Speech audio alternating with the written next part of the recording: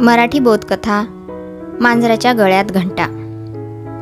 गोदामातील उंदरांची सभा भरली होती। चिंटू उंदीर जरा रागातच बोलत होता। ही मांजर म्हणजे एक संकटच आहे।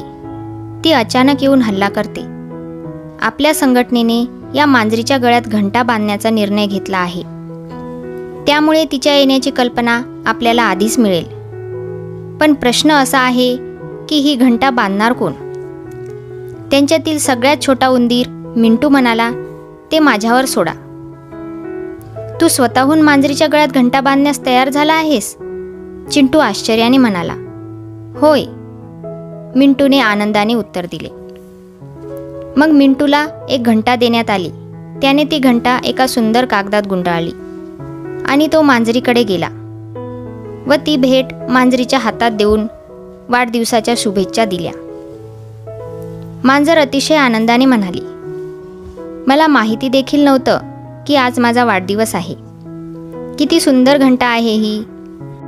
तिने ती घंटा गळ्यात बांधून घेतली आणि तेव्हापासून घंटेचा आवाज झाला की उंदीर सावध होऊन लपून बसायचे। त्यानंतर मांजर एकाही उंदराला पकडू शकली नाही। तात्पर्य, युक्तीने अवघड कामही सोपे होते। Please subscribe my channel and thanks for watching.